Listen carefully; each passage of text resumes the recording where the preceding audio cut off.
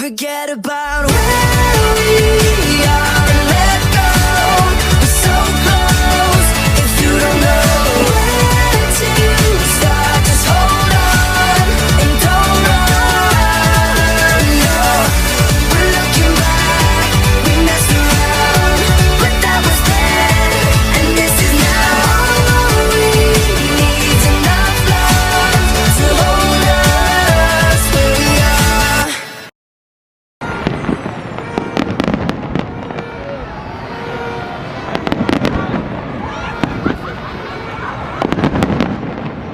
Happy New Year. Bakit ka nandito? Nandito ako kasi we are supporting MMFF 51 of course. And syempre, mga PBB fans, nandito kayo! Bakit po kayo nandito? Parang I will!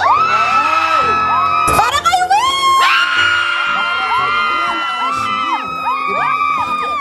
Willie Revilla. Nakakatawa yun. Last mo na yan, ha? Huwag mo na uulitin yan, ha? Oo, hindi joke lang. Bakit mo bet na makita si Yana si Will? Oy, joke lang. Siyempre, perfect match for Will ka! Makita si Will Ashley and Bianca Di Mera. Siya, why are you here? I'm here for Will and Bianca. Why do you like them? I like their personality and they're so humble. Bakit ka nandito? Gusto ko makita si Dustin! I-welcome na natin ang mga makakasama natin tomorrow, January 10, sa inaabangang konsyerto para sa Filipino sa Dubai Exhibition Center, DSF Alriga Night Market. Let us all welcome host, actor, and performer, Enchong D! And kasama rin natin ang ating nag-iisang Asia's Phoenix, ang suki ng UAE, Marisol! Marisol! Marisol! Mga kabayan! At syempre, kasama rin natin, of course, ang ating award-winning actor and performer, mapapanood sa The Alibi at Encantadia Chronicles Sangre, Mr. John Arcilia! Si Donna, please say hi. And of course, ang ating award... Magandang gabi po sa inyong lahat! Isa pong sigawan! And of course, ang ating multi-awarded actress, Miss Eugene Domingo!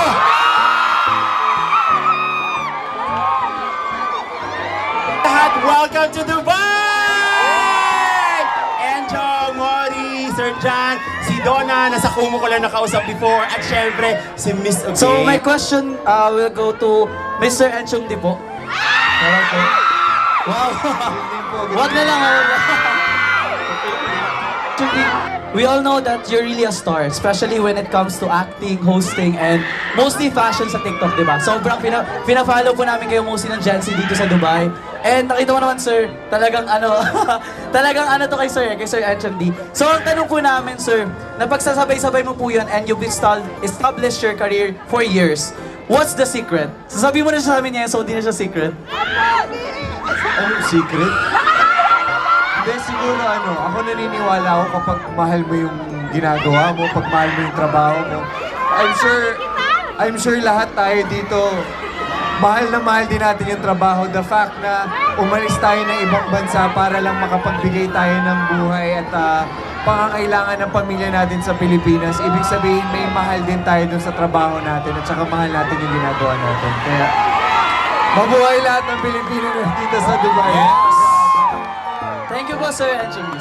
Thank you. Ang patuloy na sumusuporta sa'yo. I'm super grateful lang po talaga ako na kahit na ilang beses na po ako nakapag-perform po para po sa inyo dito. Ay lagi pong warm po yung pagtanggap niyo po sa akin. Maraming salamat po sa suporta niyo po sa akin. Sa mga Bisaya, diha! Thank you kayo! Yun lang, I'm very thankful, I'm very grateful. Salamat Thank you so po. much. Thank you. Morissette, yeah? So, my question for you is, what's your best advice?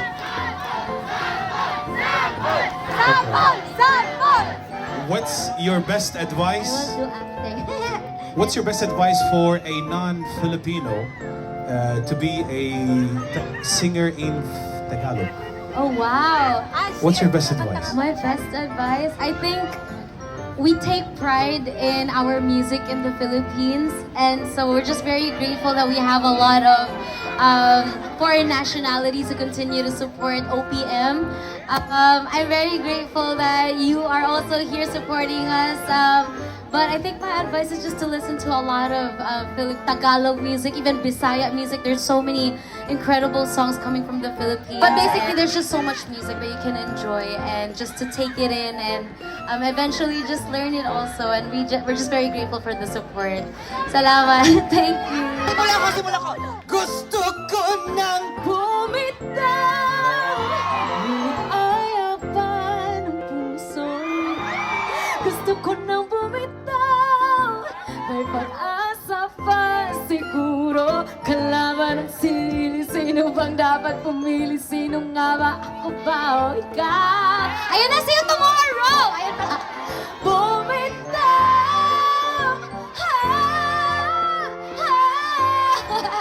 Yes!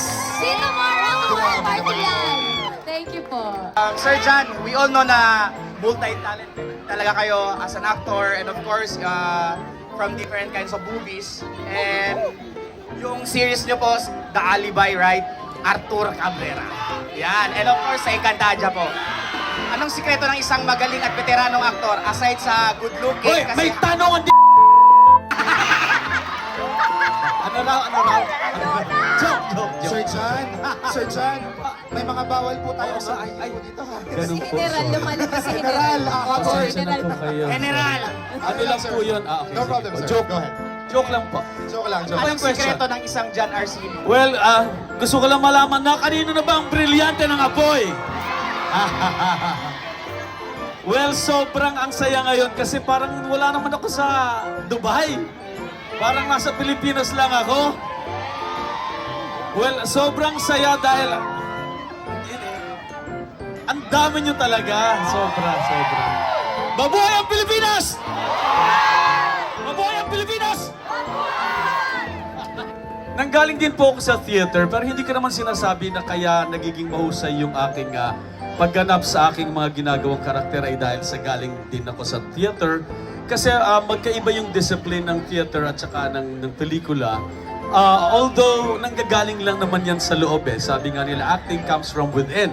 Maraming salamat po sa inyong pagtangkilik sa mga ginagawa namin na proyekto namin sa telebisyon, sa pelikula, magmula pa sa Ang Probinsyano, sa Encantadia, o kung may nakapanood ng The Alibay at saka ang General Luna. Maraming salamat po sa inyong lahat. Thank you po. Maraming salamat, General! The question ko lang is, grabe nakakatawa lahat ng mga skits mo sa ginagawa mo na content. Ang question ko is, paano mo na-handle ang transition as stand-up comedian ka, di ba? Like, more of comedy, ngayon na gumagawa ka na ng mga acting. Una po sa lahat, naimbag na nabigay ka na kayo amin. Hello po! Ayan, maraming salamat po sa question. Ano ba, paano hinandle yung transition? Ano naman po kasi, yung mga naunang projects ko nung nagpepelikula ako, napalibutan ako ng mga artista ko, actors, na talagang mapag-alalay din naman talaga. Tsaka yung mga directors and yung mga part po ng mga pelikula namin sa production, lahat sila ay maalalay at saka hindi naman din pinapabayaan. So, nakatagpo ako ng mga taong ganon. Uy, Kaya, magkano daw ba yung bayad? oo nga eh. Yeah. Parang mali yata yung tanong. Actually, alam niyo ito si Kuya Kenneth, nagte-teatro to eh. Mamaya ko sasabihin ko, yung dito. Uy, screen-off mo yung real name niya. Oo nga, Johnny Biryani ako. Nalaman yung totoong pangalan ko. Sorry. Pag-announce sa totoong pangalan. Donna. Okay, ang mga bida ng Love You So Bad, Shake, Rattle and Roll, Evil Origins, and Bar Boys After School, Justin Yu and Will Ashley! Okay, let's settle down. Let's settle down po muna. Okay. Yung init ng welcome ng inyong mga fans dito. Sobrang init, grabe. Kasi hindi ko in-expect na grabe. Ganito pala talaga kadami yung Pilipino dito sa Dubai. Magandang gabi po sa inyong lahat. Grabe, nakakatawa naman na makakita yung mga Pilipino, mga kababayan natin dito sa Dubai. Maraming salamat po sa oras niyo at hello po sa inyo lahat. Hello po mga kababayan. Magandang gabi po sa inyo lahat. Grabe, maraming salamat po sa inyong mainit na pagtanggap. Damang-dama po namin ng inyong pagmamahal. First time ko po dito. Grabe, kamo pa lang mga Pilipino talaga dito. Hello po sa inyo lahat. I just want to know kung ano yung mga naging changes sa buhay mo after PBB, Will. Grabe, ano nagbago? Napakarami po. Bukod sa araw-araw ang nagiging work, syempre mas nagkaroon ako ng chance to provide para sa parents ko.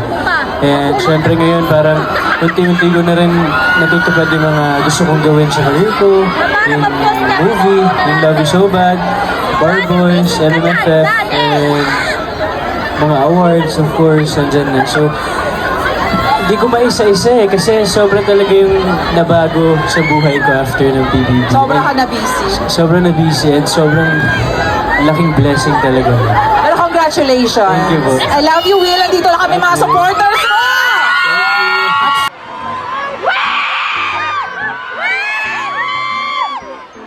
Okay, photo up na tayo with the vloggers, with the influencers. Hello, Opo sir. po muna tayo Salamat. dito. Dito na po tayo.